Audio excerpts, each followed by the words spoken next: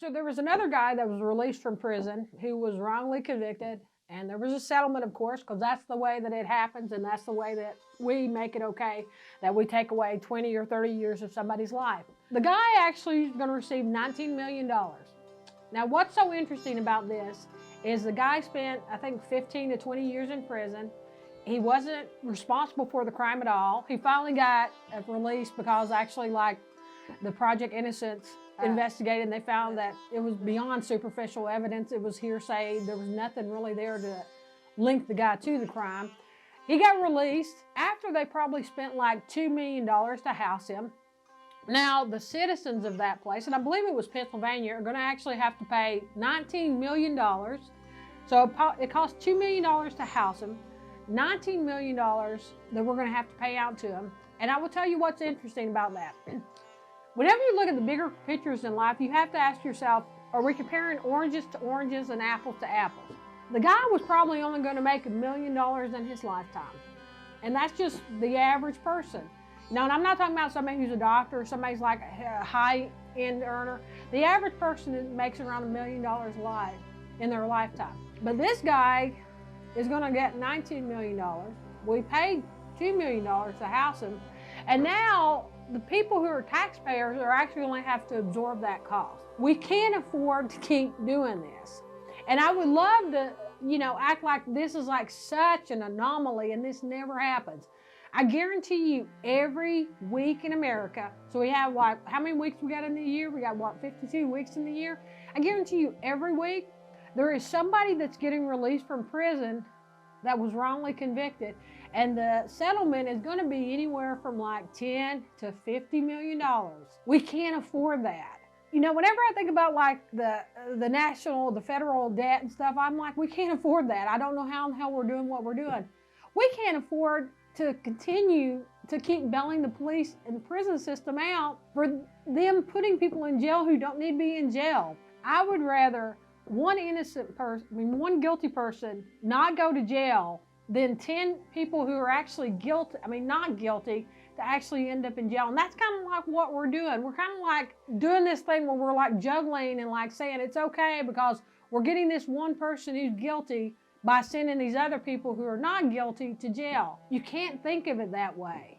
It's not feasible. There's no way in the world that a sane person on any planet would think that it's okay to be paying $20 million because we sent somebody to jail for 20 years that should not have been in jail. We can't afford it. People always act like the states have these ridiculously huge budgets. Police departments have these ridiculously huge budgets. The prison systems have these ridiculously huge budgets.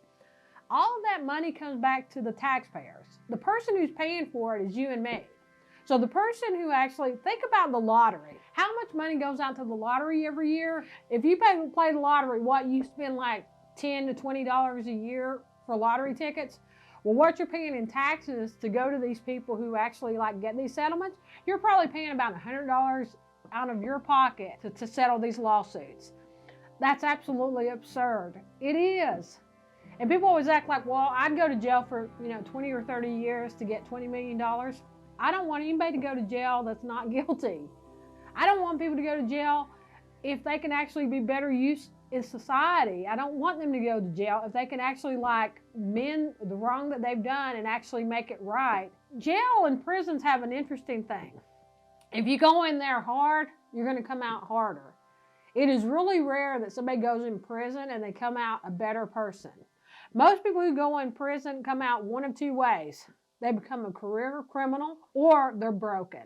And people always act like, well, it's okay if they're broken. Not necessarily okay if they're broken if they're not going to actually be beneficial to society. Just taking up space is not a good thing to be. We don't need to keep sending people to jail that don't need to go to jail. And like I said earlier, whenever I said, one guilty person going to jail, it's not okay if I'm sending 10 innocent people to jail. And that's sometimes what we're doing. We keep acting like it's okay because these people were kind of shady and they were kind of into some stuff anyway. But that's not true. The 10 people that we're sending to jail, they're not being convicted for the actual crime that they actually committed because somebody else did it, got away with it, and you didn't get that person. It's absolutely asinine. I would rather the guilty person walk free than for us to continue to send 10 innocent people to jail.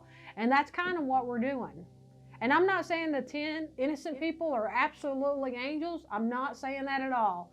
I'm saying most of them did not commit the crimes that they're being sent to jail for. People get framed all the time. People get blamed for things that they did not do.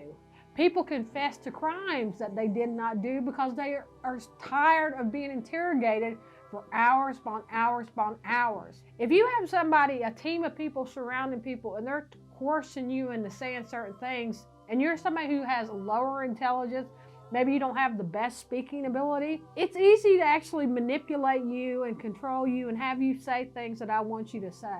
There's tons of people in jail that confess to crimes that they never committed. And people always go, well, I would never confess to a crime I did not commit. That's not necessarily true. If you ever take classes in psychology, there's this thing called mob mentality.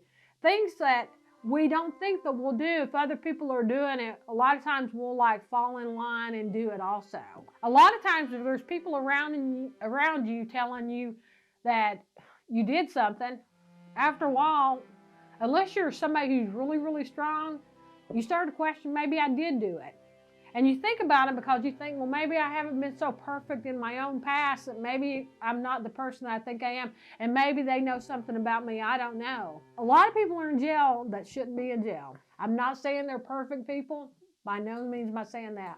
But I am saying that we can't continue to pay millions and millions and millions and millions of dollars in settlements for police that are doing shoddy work and sending people to jail for crimes they did not commit. It happens every day. And people act like it doesn't happen every day. It happens every day. It happens every day in every community. It happens every day in every state. It happens every day. If the police don't like you, they can absolutely frame you. If the police don't like you, they can absolutely believe you did it when you didn't do it. If the police don't like you, you can be telling the truth all the way from here to eternity, but they're going to deny that you're telling the truth. We have to change the way we're doing stuff. We cannot afford to keep sending people to jail and prison for crimes they did not commit. We cannot afford to keep sending people to jail and prison for minor, stupid bullshit things that really don't matter in the long run. I know I'm getting sick and tired of having to pay extra taxes because these people are getting these huge, huge million-dollar settlements because they should have never been convicted in the first place. Like I said, every week this is happening. Every week there's somebody that's being released from prison that was there for 10 to 15, 20 years, should have never been there to begin with, and the states are having to come up with huge settlements to make it okay. It's not okay. Let's not send them to jail and prison to begin with. You know, go after the people who really did something. The people who are wrongly convicted are usually not people who are being charged with huge things, huge, massive, horrible crimes. They're people who are being framed for stuff they didn't necessarily do. Stop it. We can't keep afford to go down this path. Like I said, if you buy lottery tickets, you probably spend like $10 to $20 a year. What the police are costing us in these settlements, every person in America, we're probably having to pay an extra $100 a year just to take care of these lawsuits. I'm not okay with it. You shouldn't be okay with it either.